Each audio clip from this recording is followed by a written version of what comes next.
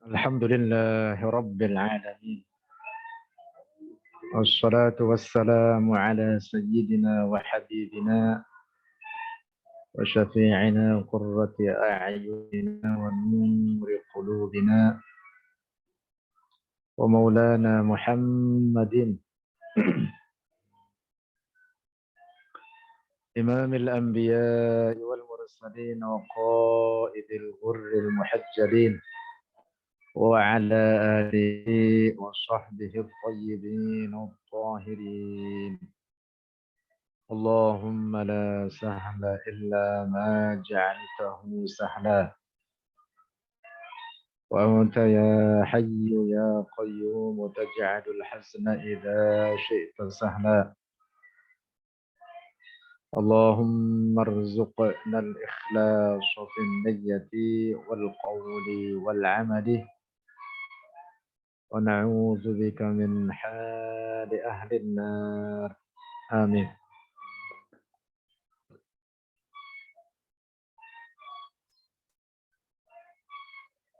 Para masyayikh, para kiai, para asatidzah, saudara-saudariku sekalian yang dirahmati Allah Subhanahu wa taala. Alhamdulillah,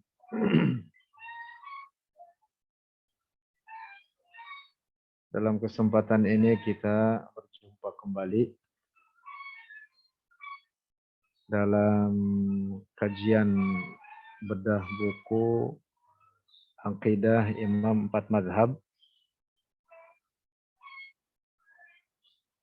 yang pada kesempatan ini adalah pertemuan yang keempat, seingat saya. Dan saya kira mungkin ini adalah pertemuan yang terakhir.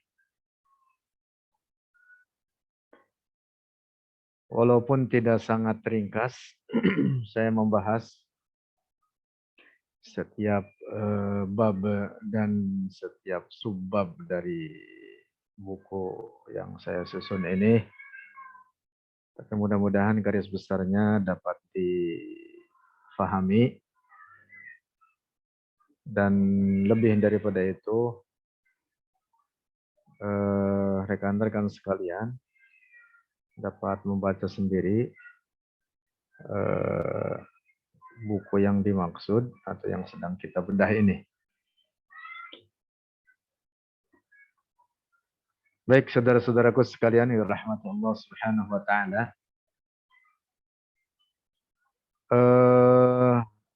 Ada tulisan cukup panjang ini membahas tentang faham Ibnu Taimiyah dengan beberapa kontroversi yang ada di dalamnya.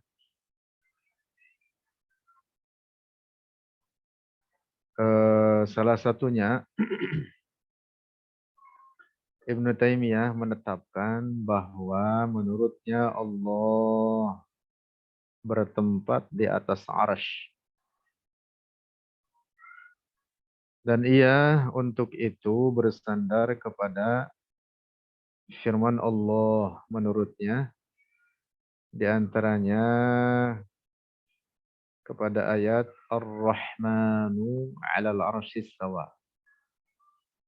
Difahami olehnya bahwa ayat ini memberikan pemahaman Allah bertempat, atau bahkan di beberapa ungkapannya mengatakan duduk di atas arsy. Nah, ini keyakinan yang berseberangan dengan apa yang diyakini oleh para imam empat mazhab. Al-Imam Abu Hanifah, Al-Imam Malik ibn Anas, Al-Imam Asy-Syafi'i Muhammad ibn Idris, dan Al-Imam Ahmad ibn Hanbal. Para ulama kita di kalangan ulama ahli sunnati wal jamaah dengan tegas menetapkan bahwa Allah Subhanahu wa ta'ala Maha suci dari sifat-sifat kebendaan seperti sifat duduk, bertempat, atau bersemayam. Allah Subhanahu wa taala bukan benda dan Allah Maha suci dari sifat-sifat benda. Rekan-rekan sekalian yang dirahmati Allah Subhanahu wa taala, saya sedikit hendak mengupas apa yang sudah kita sampaikan atau sudah kita bahas pada minggu yang lalu untuk mengingatkan kembali. Saya ingin mulai dengan definisi alam. Alam adalah kullu ma siwallah, yaitu segala sesuatu selain Allah. Apapun, segala sesuatu selain Allah adalah alam atau bagian daripada alam. Bumi dengan segala isinya adalah alam. Langit dengan segala isinya adalah bagian daripada alam. Termasuk apa yang di atas langit seperti surga. Yang di dalam hadis sahih diriwayatkan berada di atas langit ketujuh, di atas langit ketujuh di bawah arsy. Termasuk arsy itu sendiri, kemudian al-lauhul mahfuz, al-qalamul a'la, al-baitul ma'mur, dan lain sebagainya. Semua itu adalah alam. Nah, jadi definisi alam disebutkan oleh para ulama kita yaitu kullu ma siwallah, segala sesuatu selain Allah. Kemudian alam terbagi kepada dua bagian, yaitu benda dan sifat benda. Jadi alam ini apapun dia adalah benda. Apapun dia adalah benda. Dan sifat benda. Benda dan sifat benda. Kemudian benda terbagi kepada dua bagian, yaitu benda yang telah mencapai puncak terkecilnya. Disebut dengan al-jauhar atau al-jauharul fard. Jauhar adalah benda terkecil yang telah mencapai puncak terkecilnya hingga tidak lagi dapat dibagi-bagi. Disebut dengan jauhar. Yang kedua adalah jisim. Jisim itu adalah apa yang tersusun dari dua jauhar atau lebih. Nah, maka jauhar itu adalah pangkal jisim. Jauhar ini apabila berhimpun atau berkumpul dua atau lebih disebutlah dengan jisim. Terjemahan kita disebut dengan benda atau fisik. Sesuatu yang tersusun dari jauhar-jauhar. Tubuh kita misalkan, secara bahasa disebut dengan jisim. Oleh karena tubuh kita tersusun dari sekian juta atau bahkan miliar jauhar-jauhar. Nah, maka jisim itu definisinya adalah ma tarakkaba min jauharaini fa aktsara. Sesuatu yang tersusun dari dua jauhar atau lebih. Saya ulang lagi dari atas. Alam itu adalah kullu ma siwallah, segala sesuatu selain Allah. Alam terbagi dua, yaitu benda dan sifat benda. Benda terbagi kepada dua. yaitu benda yang telah mencapai puncak terkecilnya disebut dengan al-jauharul fard. Yang kedua adalah jisim. Kemudian jisim terbagi kepada dua bagian. Yang pertama jismun katsif, yaitu benda atau fisik yang dapat disentuh dengan tangan. Jisim katsif seperti manusia, misalkan pohon-pohonan, binatang, bumi, langit, termasuk dalam hal ini adalah jismun katsif, memiliki volume, memiliki fisik, memiliki bentuk, memiliki ukuran, memiliki volume. Demikian pula misalkan bintang, bulan, matahari termasuk bagian daripada jisim katsif. Yang kedua, jisim latif. Jisim latif, yaitu benda yang tidak dapat disentuh dengan tangan.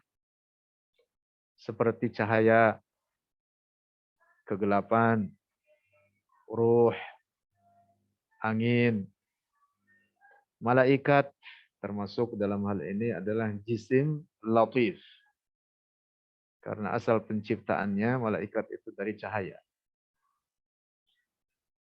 Nah, jadi jisim terbagi kepada dua. Yang pertama jisim katsif dan yang kedua jisim latif. Nah, alam ini seluruh segala sesuatu selain Allah, semua itu adalah benda-benda. Baik dalam bentuk jisim katsif atau dalam bentuk jisim latif. Demikian diisyaratkan oleh Al-Quran dalam firman Allah, Alhamdulillahilladzi khalaqas samawati wal arda wa ja'alaz zulumati wan nur. Alhamdulillah, segala puji lillahi bagi Allah, alladzi khalaqas samawati wal arda, yang telah menciptakan langit-langit dan bumi, wa ja'alaz zulumati wan nur, dan yang telah menjadikan segala kegelapan dan cahaya. Penyebutan langit dan bumi adalah isyarat kepada jismun katsif. Itu tadi definisinya adalah benda yang dapat disentuh dengan tangan, dan penyebutan dalam ayat ini kepada kegelapan dan cahaya adalah sebagai isyarat kepada jisim latif, benda yang tidak dapat disentuh dengan tangan. Padahal Allah pencipta segala sesuatu. Dalam ayat lain Allah berfirman, Qulillahu khaliqu kulli syai'. Dalam ayat lain, wa khalaqa kulla syai'. Allah yang menciptakan segala sesuatu. Namun dalam ayat yang pertama tadi disebutkan 4 makhluknya, langit dan bumi, kemudian kegelapan dan cahaya, untuk memberikan pemahaman bahwa seluruh makhluk Allah, apapun dia, tidak lepas dari dua bagian tersebut, antara jismun katsif atau jismun latif. Saya ulang lagi dari atas. Alam adalah segala sesuatu selain Allah. Alam terbagi kepada dua bagian. Yang pertama benda, lalu yang kedua sifat benda. Benda terbagi kepada dua macam. Satu, benda yang telah mencapai puncak terkecil, yang merupakan pangkal jisim. Pangkal segala benda disebut dengan al-jauharul fard. Kemudian yang kedua adalah jisim, yaitu benda yang tersusun daripada jauhar-jauhar. Kemudian jisim terbagi kepada dua bagian. Satu jisim katsif dan yang kedua jisim latif. Seperti yang kita jelaskan tadi. Kemudian bagian yang kedua dari alam yaitu sifat benda. Nah, tadi kita jelaskan di atas, alam terbagi dua, benda dan sifat benda. Sifat benda yang dimaksud adalah sifat daripada jisim kasif atau jisim latif. Sifat daripada benda-benda.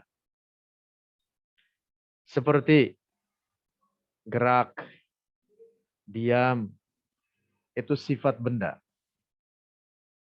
Termasuk naik, turun, menempel,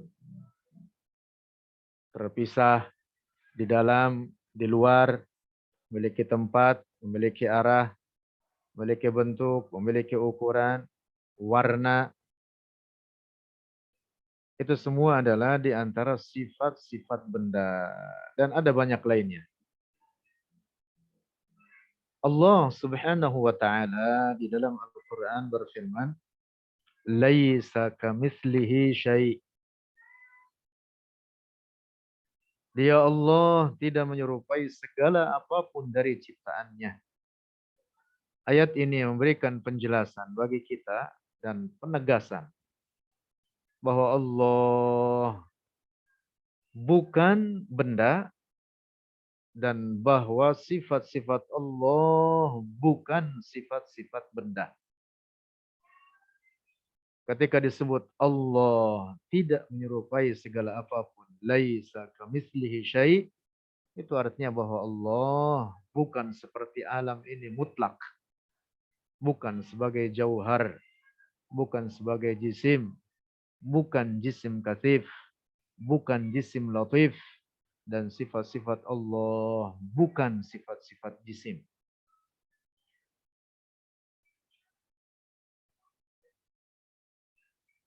Nah, karena itu difahami dari penjelasan ini dan dari firman Allah yang kita sebutkan itu tadi, bahwa Allah ada tanpa tempat dan tanpa arah. Oleh karena bertempat dan memiliki arah adalah di antara sifat-sifat benda.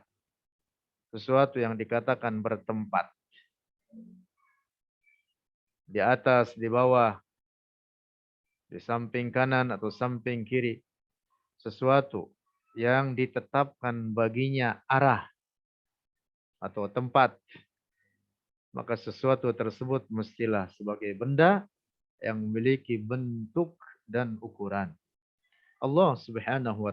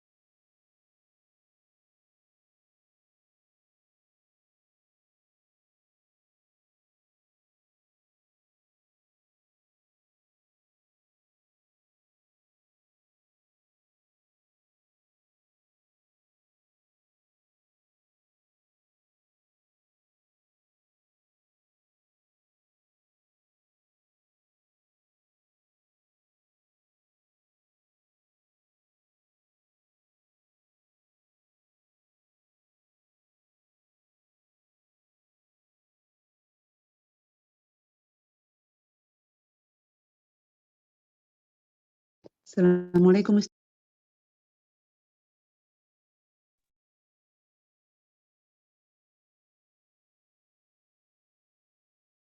Ya, baik. Mohon maaf, Ren.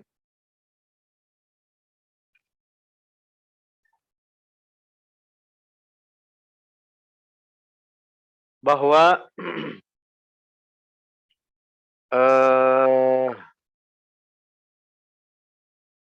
ketetapan Allah Subhanahu wa taala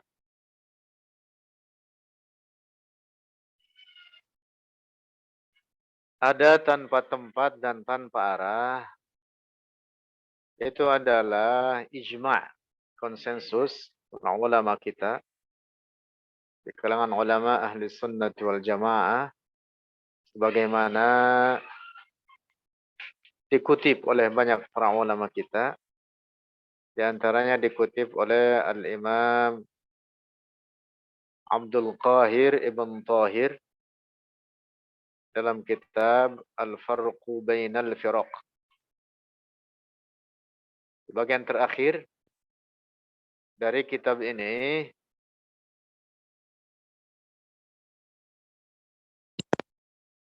penjelasan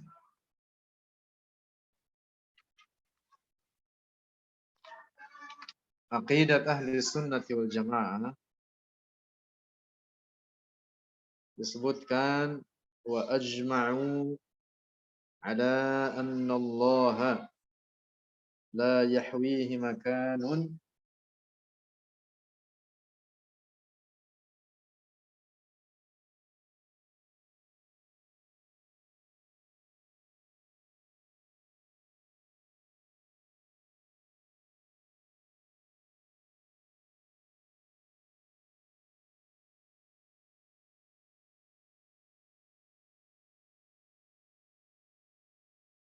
Ustaz.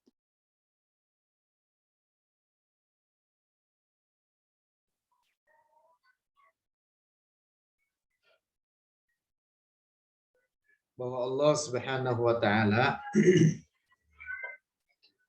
dengan ijma' para ulama kita, kalangan ulama ahli sunnah wal jamaah, yang ini telah dikutip oleh Al-Imam Abu Mansur Al-Baghdadi dalam kitab Al-Farqu Bainal Firaq, mengatakan wa ajma'u ala anna Allah la yahwihi makanun wa la yajri alaihi zaman. Ahli sunnah wal jamaah sepakat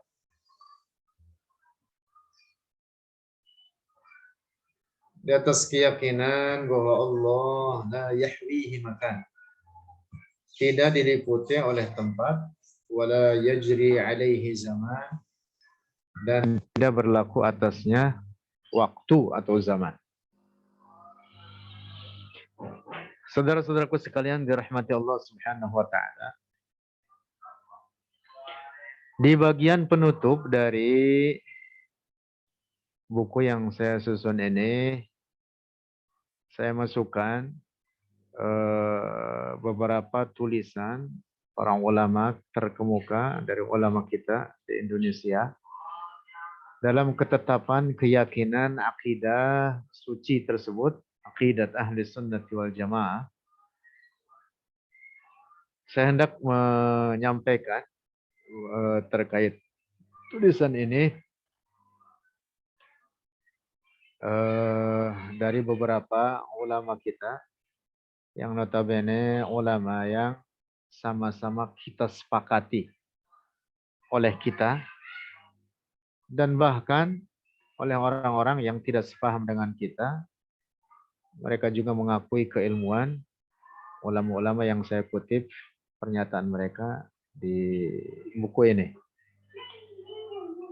Yang pertama adalah Syekh Muhammad Nawawi Ibn Umar Al-Bantani Al-Jawi.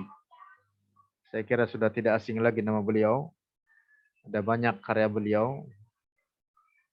Bahkan dicatat oleh sebagian sejarawan bahwa beliau sangat produktif dan menghasilkan lebih dari 100 judul karya, kitab-kitab baik yang tipis atau yang tebal. Salah satunya adalah kitab tafsir yang dikenal dengan Tafsirul Munir Lima'alimi Tanzil. Dalam menafsirkan ayat 54 Suratul A'raf, firman Allah, "Tsumma istawa 'alal 'arsy." Syekh Nawawi Al-Bantani menuliskan, "Wal wajibu 'alaina an naqta'a biqaulihi ta'ala munazzahan 'anil makani wal jihati." Dan wajib atas kita an naqta'a untuk memastikan biqaulihi ta'ala dengan adanya Allah Ta'ala munazzahan disucikan 'anil makani dari tempat wal jihati dan arah. Bagi kita orang-orang Indonesia sudah lebih dari cukup apa yang ditulis oleh ulama kita sendiri ini, yang bahkan beliau ini Syekh Nawawi Al-Bantani, kalau boleh saya ungkapkan seperti nuqtatul bikar. Nuqtatul bikar itu seperti titik jangkar, titik jangka. Jadi kalau kita buat lingkaran itu kan biasanya ada bagian tengah, bagian titiknya, kemudian dilingkarkan seperti itu. Nah, titiknya disebut dengan nuqtatul bikar. Artinya pusatnya. Di mana para ulama Indonesia atau ulama Nusantara di masanya dan bahkan hingga sekarang, pucuk keilmuan yang mereka ambil adalah melalui Syekh Nawawi Al-Bantani. Maka beliau adalah laksana pusatnya.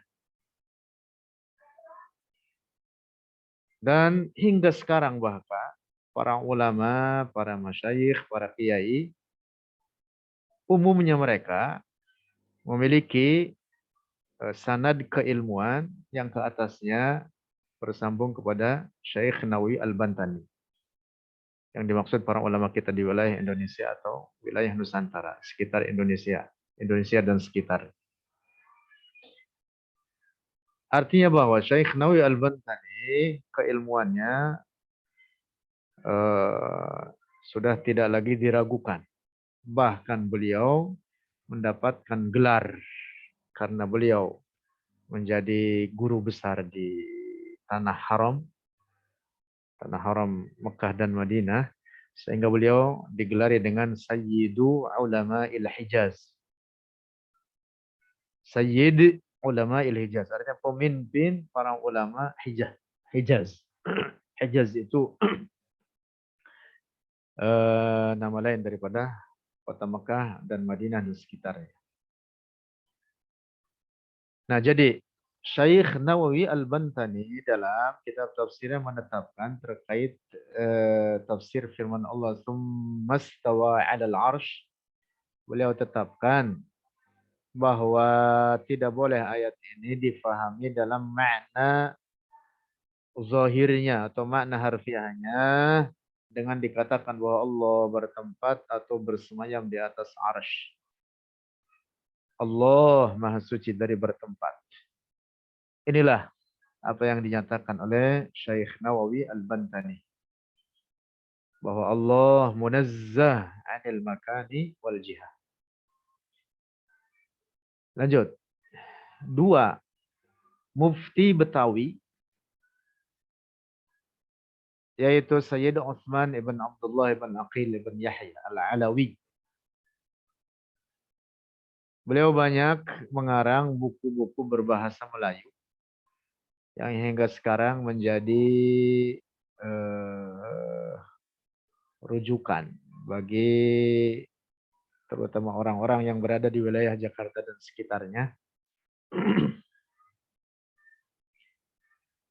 Dalam salah satu karya beliau, yaitu yang juga cukup populer, Sifat 20.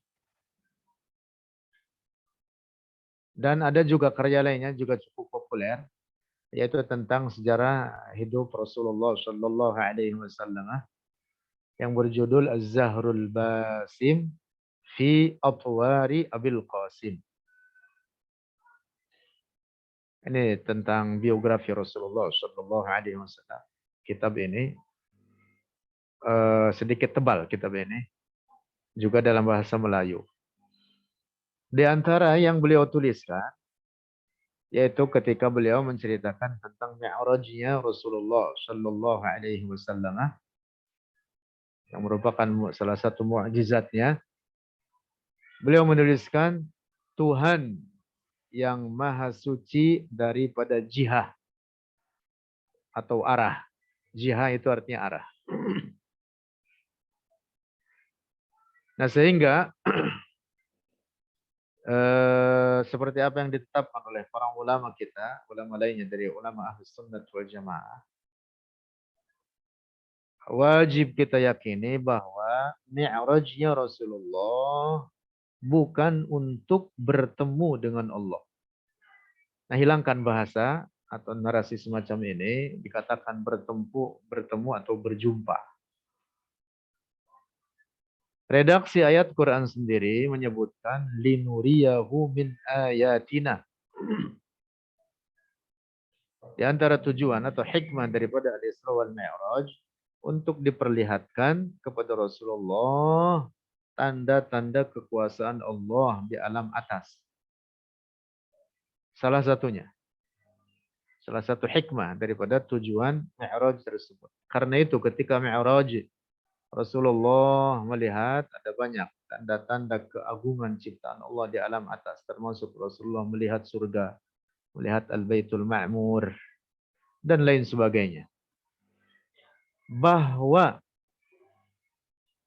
di saat Mi'raj Rasulullah mendapatkan wahyu langsung dari Allah di suatu tempat di atas langit ketujuh,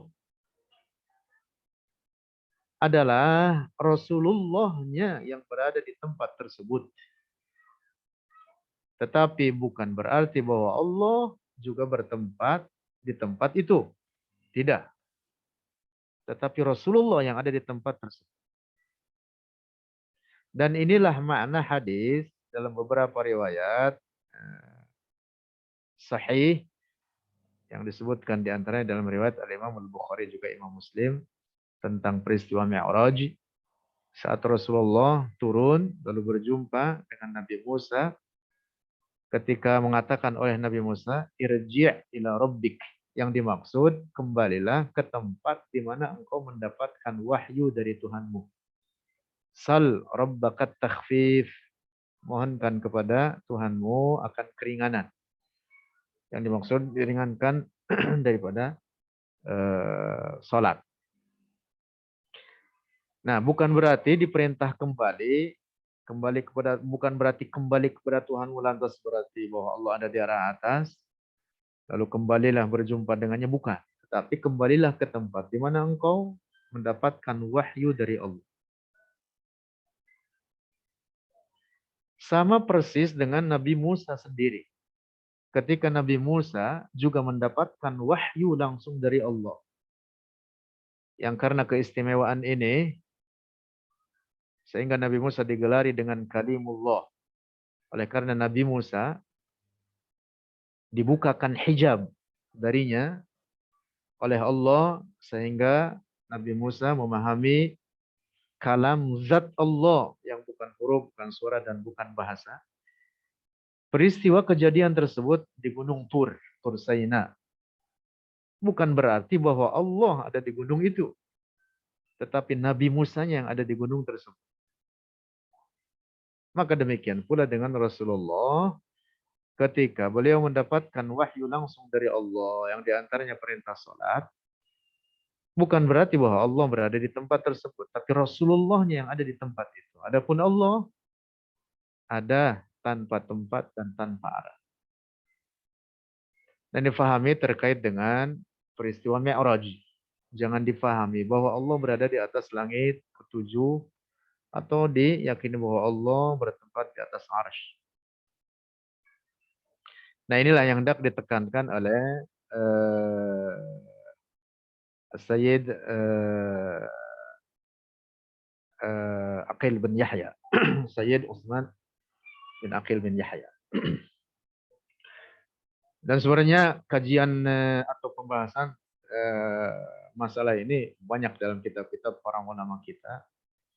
Misalkan salah satunya dalam bentuk nazom yang ditulis oleh Sayyid Al-Marzuqi dalam Aqidatul Awam mengatakan wa ba'da Isra'in urujun lis-sama hatta ra'an nabiyyu rabban kallama min ghairi kaifin wan hisarin waftarab alaihi khamsan ba'da khamsina farad. Wa ba'da Isra'in dan setelah Isra' urujun lis-sama naik Rasulullah ke langit hatta ra'an nabiyyu rabban hingga ketika Mi'raj tersebut Rasulullah melihat Allah. Nah, ini juga telah dijelaskan oleh para ulama kita yang dimaksud adalah dengan hatinya. Rasulullah melihat Allah dengan hatinya. Tanpa bentuk, tanpa tempat, tanpa arah. Ini yang dimaksud dengan firman Allah. Ma kadzabal fuadu ma ra'a.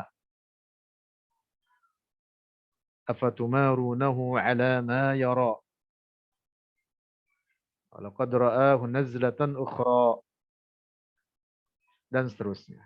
Ma kadzabal fuadu ma ra'a. Jadi al-fuad yang dimaksud oleh ayat ini adalah fuadun Nabi. Rasulullah ketika Mi'raj melihat Allah. Hatta ra'an nabiyyu rabban. Kallama dan mendengar kalam Allah. Yang bukan huruf sifat kalam yang dimaksud, yang bukan huruf, bukan suara dan bukan bahasa. Sama dengan Nabi Musa. Sehingga Rasulullah pun juga digelari dengan kalimullah. Bahkan sifat atau predikat kalimullah pada diri Rasulullah jauh lebih tinggi dibanding predikat kalimullah yang ada pada Nabi Musa. Nah, kemudian catatan pentingnya, Sayyid Al-Marzuqi mengatakan min ghairi kaifin wan hisarin. Dari tanpa sifat-sifat benda. Min ghairi kaif, kaif itu adalah sifat benda. Wan hisarin dan tanpa batasan, itu tanpa tempat dan tanpa arah. Waftarad dan kemudian mewajibkan oleh Allah atas Nabi kita, Nabi Muhammad, khamsan ba'da khamsina farad. 5 waktu salat yang semula 50. Nah, jadi sekali lagi terkait dengan peristiwa Isra dan Mi'raj ini jangan sampai difahami bahwa Rasulullah Mi'raj lalu diyakini bahwa Allah berada di arah atas. Tidak, sama sekali Mi'rajnya Rasulullah bukan untuk bertemu dengan Allah lantas dikatakan berhadap-hadapan misalkan dengannya, na'udzubillah. Nah, demikian pula tambahan sedikit dalam kita berdoa menghadapkan telapak tangan ke arah atas. Kita mohon kepada Allah, bukan berarti Allah berada di arah atas. Tetapi karena langit adalah qiblatud du'a. Langit adalah qiblatud du'a, kiblat doa. Rasulullah mengajarkan kita berdoa demikian. Lebih daripada itu, Rasulullah sendiri dalam beberapa keadaan berdoa dengan menghadapkan telapak tangannya ke arah bumi. Di antaranya ketika doa istisqa. Sebagaimana disebutkan dalam hadis sahih. Riwayat Imam Muslim. Bahwa Rasulullah berdoa ketika istisqa dengan menghadapkan telapak tangannya ke arah bumi. Dan punggung telapak tangannya ke arah langit. Jadi terbalik.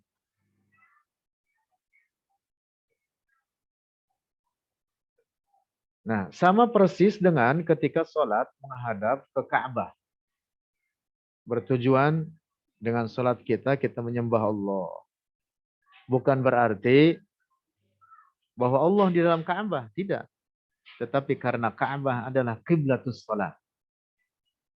Qiblat as-sholat. Nah, demikian pula menghadapkan tangan ke arah langit bukan berarti Allah ada di langit atau bertempat di arsy. Tetapi karena langit adalah qiblatud du'a. Lanjut. 3. Syekh Muhammad Saleh Ibn Umar As-Samarani yang dikenal dengan sebutan Kiai Soleh Darat. Mungkin ada di antara rekan-rekan sekalian yang berasal dari Semarang.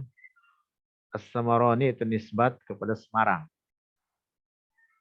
Dan saya kira cukup populer Mbah Soleh Darat ini yang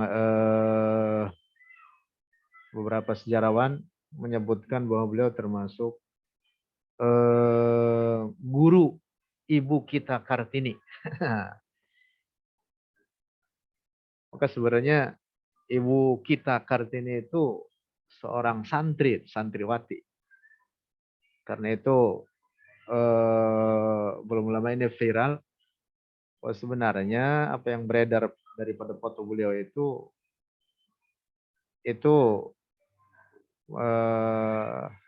yang tanpa hijab, karena sesungguhnya tanpa jilbab.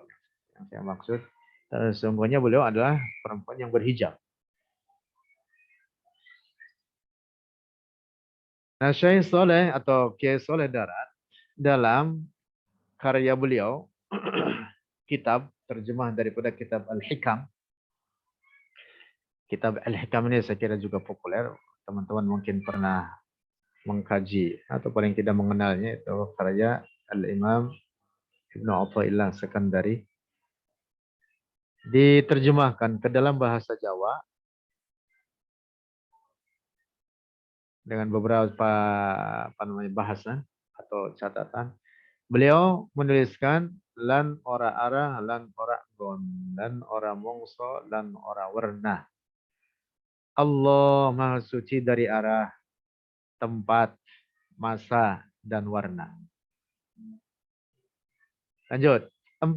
Kiai Muhammad Hashim Asy'ari. Juga nama yang saya kira akrab di telinga kita, seringkali kita dengar. Dalam salah satu karyanya, dan beliau juga cukup produktif, ada banyak karya, risalah-risalah yang beliau susun, yang kemudian dihimpunkan jadi sebuah kitab besar. Mungkin beberapa rekan ada yang memiliki kitab yang diberi kemudian judul Irsyadus Sari. Salah satu risalah beliau yang beliau susun berjudul At-Tanbihat Al-Wajibat fi man ya'madul maulid bil munkarat. Demikian judulnya. Beliau menuliskan sebagai berikut. Wa asyhad di muqaddimah dari kitab ini atau risalah ini, Tanbihul Wajibah. Beliau mengatakan wa asyhadu an la ilaha illallah wahdahu la syarikalah al-munazzahu 'anil jismiyyati wal jihati waz zamani wal makan. Dan aku bersaksi bahwa tidak ada Tuhan yang berhak disembah kecuali Allah. Wahdahu, hanya Dia Allah. La syarika lahu, tidak ada sekutu baginya. Al-munazzahu, yang disucikan Dia Allah. Yang suci Dia Allah, anil jismiyati, dari jismiyah, dari kebendaan atau sifat-sifat kebendaan, atau benda dan sifat-sifat kebendaan, daripada jisim atau bentuk. Wal jihati, dan suci daripada arah. Waz zamani, dan zaman. Wal makani, dan tempat. Allah yang menciptakan arah, zaman, dan tempat. Maka Allah tidak diliputi oleh ciptaannya tersebut. 5. Kiai Haji Muhammad Hasan Al-Genggongi Al-Kraksani Probolinggo.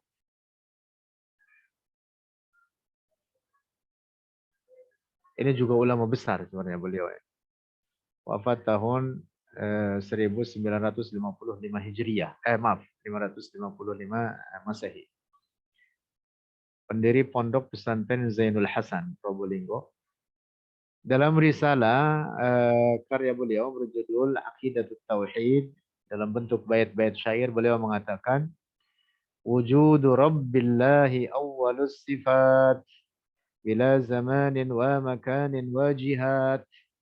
فإنه قد كان قبل الأزمنة وسائر الجهات ثم الأمكنة. Wujud Rabbillahi awwalus sifat.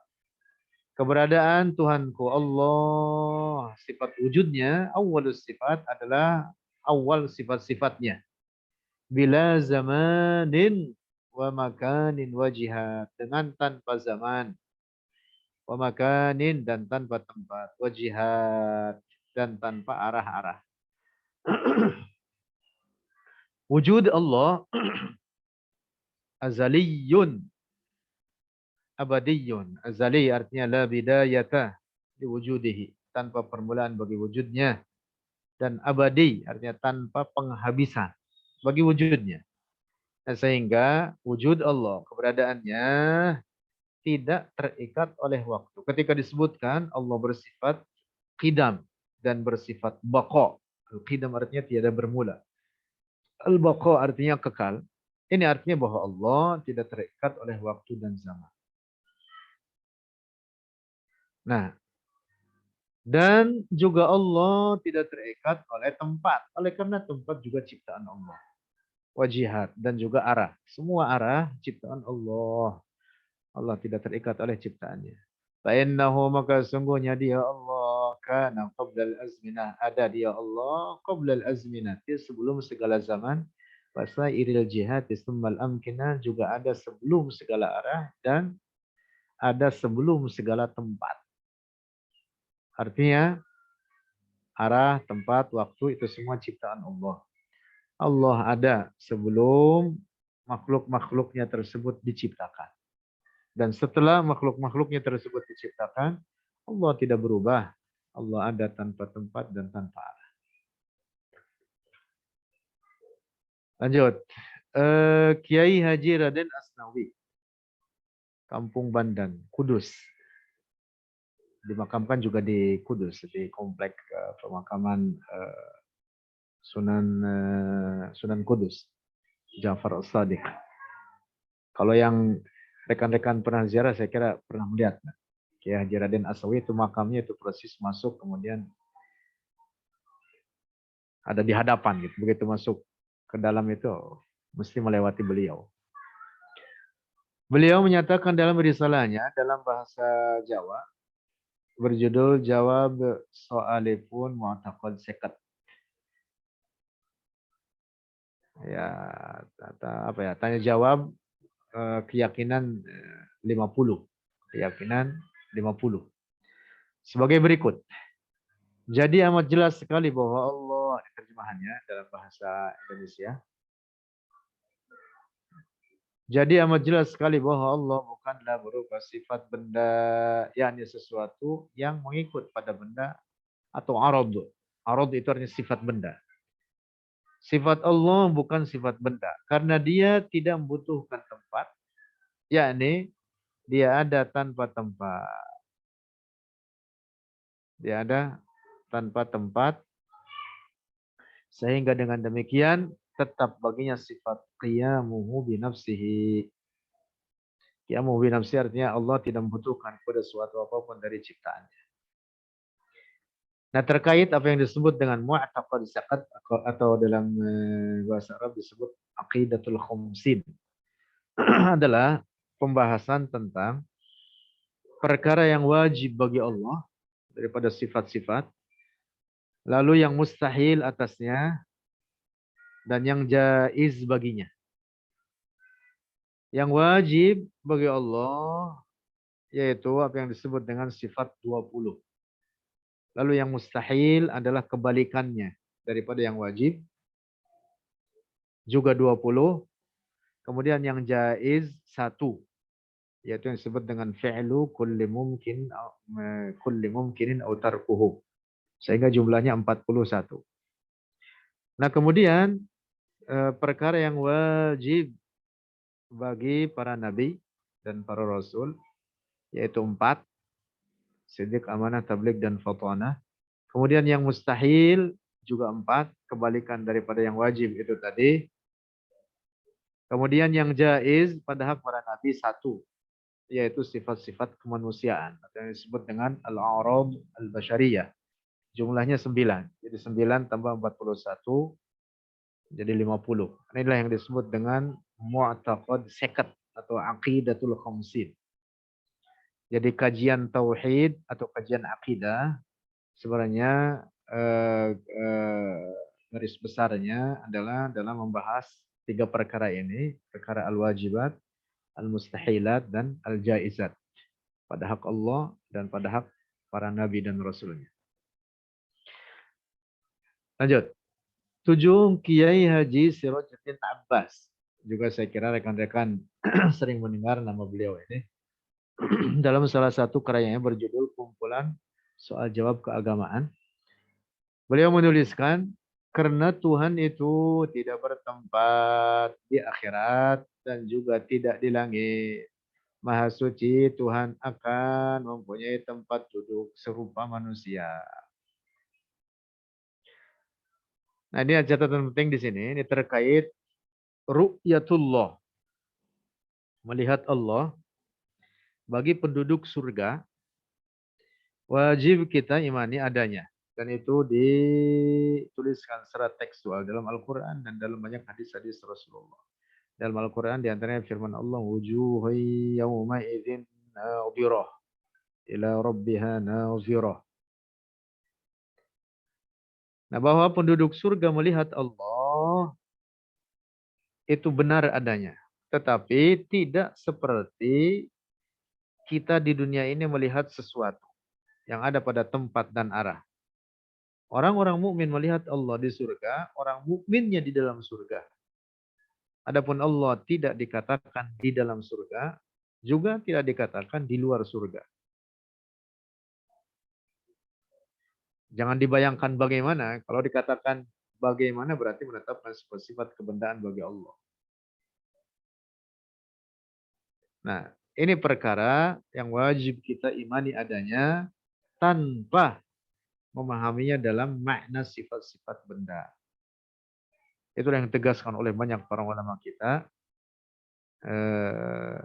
Seperti diantaranya disebutkan oleh Al-Imam Abu Hanifah An-Nu'man ibn Thabit Al-Kufi dalam kitab namanya Al-Fiqhul Akbar. Juga dalam kitab Al-Wasiyah. Juga oleh para ulama lainnya. Termasuk oleh Al-Imam Syafi'i.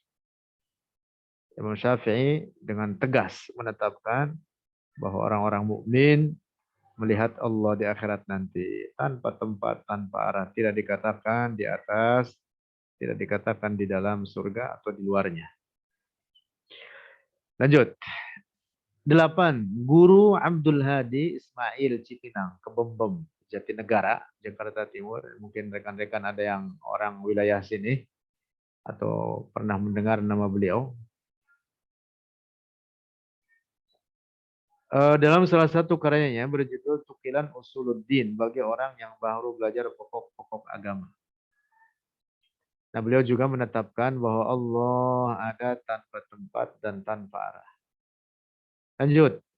9. Guru Muhammad Thahir Jam'an, Muara, Jatinegara, Jakarta Timur.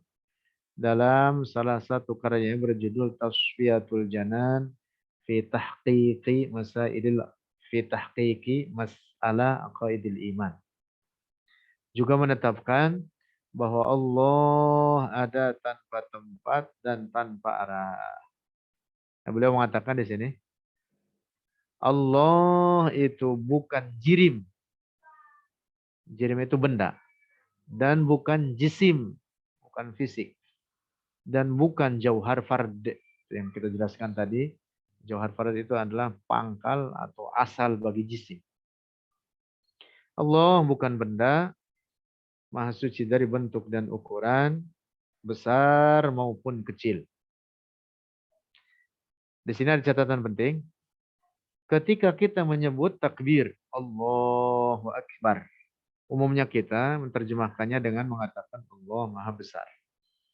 Nah, ini harus diingat. Takbir itu adalah tamjidun lillah. Ada pengagungan terhadap Allah, bukan untuk menetapkan bahwa Allah sebagai fisik, sebagai benda yang memiliki ukuran dan bentuk sangat besar-besar. Bukan. Tapi takbir itu maknanya annallaha akbaru min kulli syai'in qadra. bahwa Allah Maha Agung pada derajatnya dan kedudukannya lebih dari segala apapun dari seluruh makhluk Allah. Nah, jadi jangan difahami bahwa takbir itu untuk menetapkan Allah sebagai benda. Nauzubillah.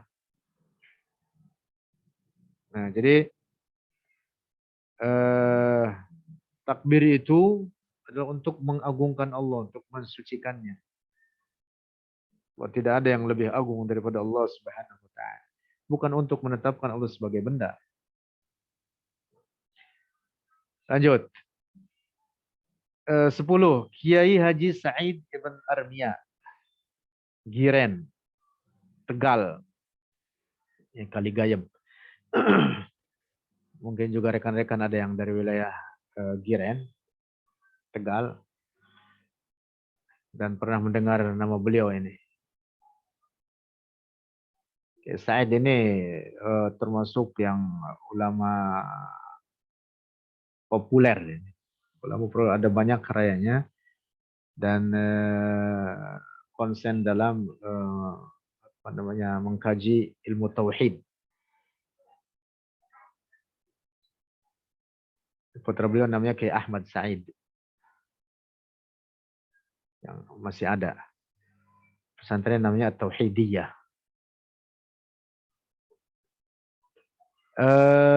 Salah satu karya Kiai Haji Said Ibn Armia, kitab berjudul Ta'lim Al-Mubtadi'in fi Aqaididdin.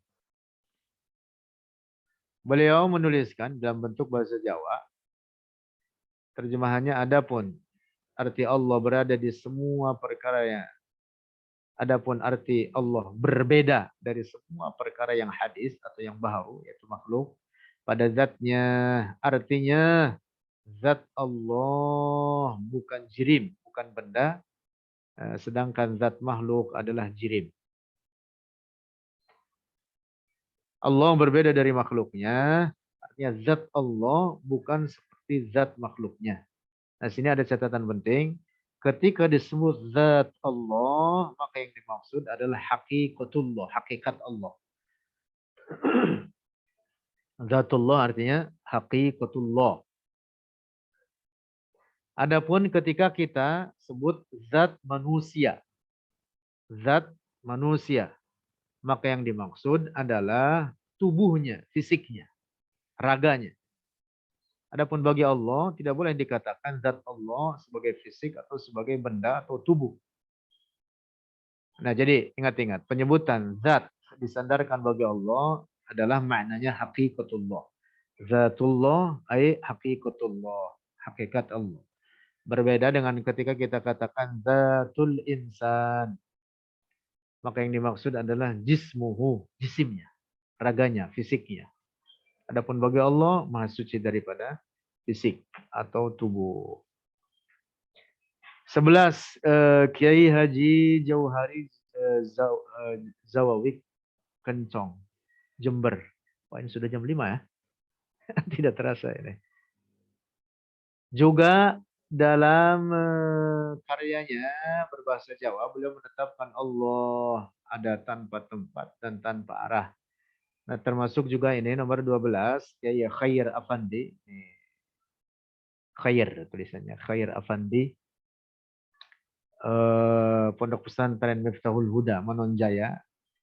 Teman-teman yang orang Sunda atau orang Tasik, saya kira sering mendengar nama beliau ini. Beliau menulis risalah berbahasa Sunda, pengajaran Aqaid al-Iman. Nah, beliau juga menetapkan di dalam kitabnya tersebut bahwa Allah ada tanpa tempat dan tanpa arah. 13. Kiai Haji Ahmad Masduqi dalam Al-Qawaid Al-Asasiyah di Ahli Sunnah wal Jamaah.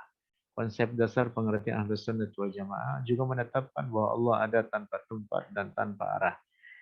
14. Kiai Haji Misbah Zainal Mustafa.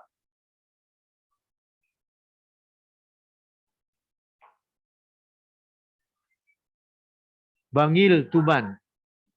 dalam karyanya Al-Fusul Al-Arba'iniyah fi Muhimmat Al-Masail Ad-Diniyah juga menetapkan ini teks Arabnya ini juga menetapkan kesimpulannya Allah ada tanpa tempat dan tanpa arah. Ini redaksi yang beliau tuliskan la yatamakkanu bimakanin wa la yajri alaihi zaman laisa lahu jihatun minal jihati sit.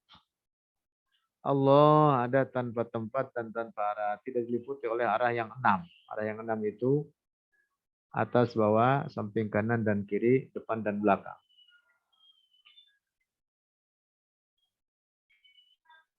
15 Kiai Haji Abdullah bin Nuh. Nah, ini juga dari Sunda yang mungkin teman-teman pernah mendengar nama beliau. Beliau menulis kitab berjudul Menuju Mukmin Sejati. Juga beliau menulis dalam bahasa Arab, ada kitabnya di belakang saya. Tebal, namanya Ana Muslim Sunni. Masya Allah, kitab yang sangat baik. Nah, di dalam kitab karya beliau Menuju Mukmin Sejati, beliau ini terjemahan dari kitab Minhajul Abidin karya Imam Al-Ghazali, menetapkan bahwa Allah ada tanpa tempat dan tanpa arah. Ini di bagian lain dari kitab yang sama. Kemudian 16 Syekh Ihsan Ibn Muhammad Dahlan Al-Jampesi, Jampes Kediri. Ini ulama besar.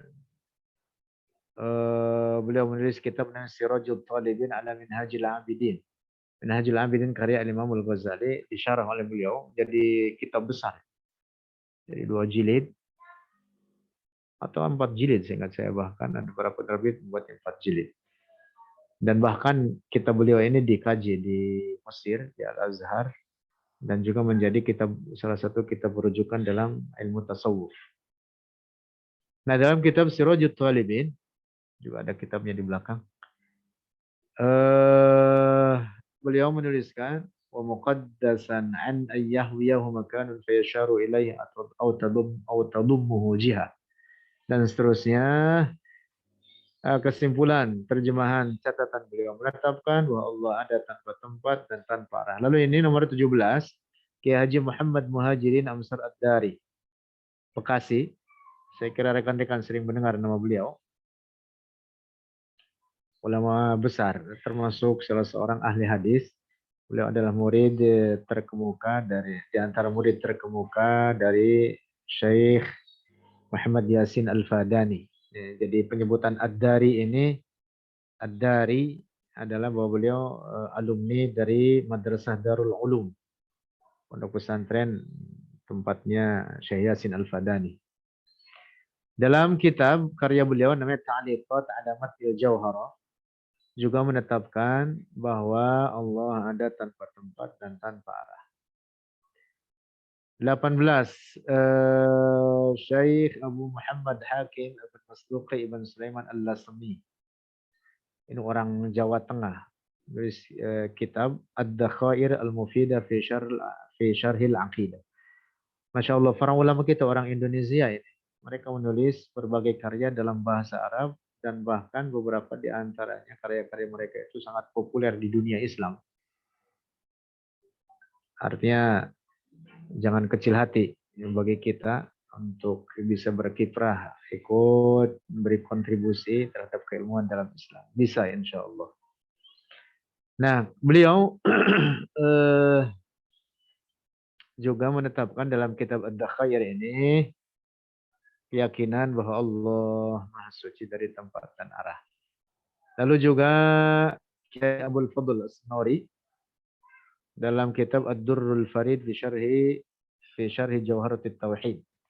Ini kitab tebal, 2 jilid. Tahaddusan bin Ni'mah Al-Faqir mendapatkan sanad seluruh karya-karya beliau, Kiai Abdul Fadl As-Sanuri, dari putra beliau sendiri, yaitu Kiai Haji Abdul Jalil Ibn Kiai Haji Abdul Fadl As-Sanuri. Ada banyak karya beliau. Salah satunya yang populer dan cukup tebal adalah kitab Syarah Jawharatut Tauhid. Jawharatut Tauhid itu karya Syekh Ibrahim Al-Laqani. dalam bentuk bait-bait syair sekitar 160 bait syair. Kemudian disyarah, ada banyak para ulama yang mensyarah kitab ini. Salah satu yang populer itu Tuhfatul Murid, syarah Jawharatul Tauhid, termasuk karya beliau ini. Dan ini cukup populer ini karya beliau ini, Durrul Farid, karya Kiai Haji Abdul Fadl As-Sunnori. Beliau juga menetapkan bahwa Allah ada tanpa tempat dan tanpa arah. Profesor Dr. Mahmud Yunus dalam bukunya berjudul Tafsir Quranul Karim menuliskan Allah tidak bertempat karena yang bertempat itu ialah makhluknya, sedangkan Allah tidak serupa dengan suatu apapun. Masya Allah. Profesor Mahmud Yunus, saya kira rekan-rekan sering mendengar namanya. Syekh Mahmud Mukhtar Cirebon dalam karyanya berjudul Muqaddimah atau Al-Mabadi Al-Mahmudiyah fil Masail Tauhidiyah dalam bentuk bait-bait syair dalam bahasa Arab. Juga menetapkan Allah ada tanpa tempat. Kemudian salah seorang ulama dari Banjar, Syekh Muhammad Thayyib Ibn Mas'ud Al-Banjari, Banjarmasin, juga menetapkan Allah ada tanpa tempat dan tanpa arah. Wallahu a'lam bishawab.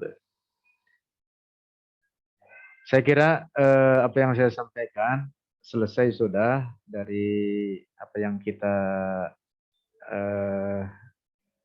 cita-citakan cita-citakan dalam membuat bedah buku atau kajian akidah Imam Empat Mazhab. Hanya mungkin ada bagian satu bab yang tidak dibahas dengan detail, yaitu tentang kontroversi Ibnu Taimiyah. Tapi rekan-rekan sekalian insya Allah bisa baca, dan saya kira PDF-nya sudah disebar oleh panitia. Bagi yang belum mendapatkan bisa minta PDF-nya atau di-download gratis di internet utuh. Atau yang berminat untuk mendapatkan fisiknya juga ada, sudah kita cetak, sudah kita terbitkan. Saya kira ini saja yang saya sampaikan. Ini adalah pertemuan terakhir yang keempat. Selama 4 kali pertemuan, mudah-mudahan kita semua mendapatkan manfaat dari pelajaran ini dan pegang teguh akidah ini sebagai wasiat daripada Al-Faqir, serta sebarkan akidah ini, perjuangkan, bela akidah ini, insya Allah berpahala besar. Inilah akidah yang merupakan akidah mayoritas umat Islam, tapi jarang para ulama yang dengan gencar menggaungkannya, menyebarkannya. Padahal ini termasuk daripada bagian yang sangat pokok dalam akidah, aqidatut tauhid, aqidatut tanzih. Mudah-mudahan kita yang hadir dalam majelis ini, majelis Zoom, mudah-mudahan termasuk daripada orang-orang yang membela akidah Rasulullah sallallahu alaihi wasallam. Hadanallah yakum ajma'in wal afwa minkum. Sama-sama kita berdoa sebelum kita baca tahlil dan salawat. Alhamdulillahirabbil alamin. والصلاة والسلام على سيدنا محمد في الأولين والآخرين وعلى آله وصحبه الطيبين الطاهرين. اللهم إنا نسألك ونتوجه إليك بنبينا محمد نبي الرحمة. اللهم اغفر لنا ذنوبنا ولوالدينا ولمشايخنا وللمؤمنين والمؤمنات. اللهم اغفر لأمة محمد. اللهم ارحم أمة محمد. اللهم اجبر أمة محمد. اللهم استر أمة محمد. اللهم أصلح أمة محمد. اللهم فرج عن أمة محمد. اللهم اكف شر الظالمين الكافرين عن أمة محمد. اللهم أصلح لنا ديننا الذي هو عصمة أمرنا، وأصلح لنا دنيانا التي فيها معاشنا، وأصلح لنا آخرتنا التي إليها معادنا. واجعل الحياة زيادة لنا في كل خير، واجعل الموت راحة لنا من كل شر. اللهم اجعل خير عمرنا آخره وخير عملنا خواتمه. اللهم اقسم لنا من خشيتك ما تحول به بيننا وبين معاصيك، ومن طاعتك ما تبلغنا بها جنتك، ومن اليقين ما تهون به علينا مصائب الدنيا، ومتعنا بأسماعنا وأبصارنا وقوتنا ما أحييتنا، واجعله الوارث منا، واجعل ثأرنا على من ظلمنا، وانصرنا على من عادانا، ولا تجعل مصيبتنا في ديننا، ولا تجعل مصيبتنا في ديننا، ولا تجعل مصيبتنا في ديننا، ولا تجعل الدنيا أكبر همنا ولا مبلغ علمنا، ولا تسلط علينا من لا يخافك ولا يرحمنا. اللهم بارك لنا فيما أبقيتنا من عمرنا. اللهم بارك لنا في أجسادنا وأرواحنا وأهلنا وأولادنا وإخواننا يا رب العالمين. اللهم شرفنا وكرمنا برؤية النبي محمد في اليقظة والمنام. اللهم وارزقنا زيارته وشفاعته يوم الزحام. اللهم وفقنا بحقه للصيام والقيام. ربنا آتنا في الدنيا حسنة وفي الآخرة حسنة وقنا عذاب النار. وصلى الله على سيدنا وحبيبنا وشفيعنا وقرة أعيننا ونور قلوبنا ومولانا محمد وعلى آله وصحبه الطيبين الطاهرين، والحمد لله رب العالمين. Tahlil dan salawat atas Rasulullah. La ilaha illallah. La ilaha illallah. La ilaha illallah. اللهم صل على سيدنا محمد وعلى آله وصحبه وسلم. اللهم صل على سيدنا محمد وعلى آله وصحبه وسلم. اللهم صل على سيدنا محمد وعلى آله وصحبه وسلم. رب اغفر لي ولوالدي وللمؤمنين والمؤمنات. والله أعلم بالصواب. أنا الله إياكم أجمعين. السلام عليكم ورحمة الله وبركاته.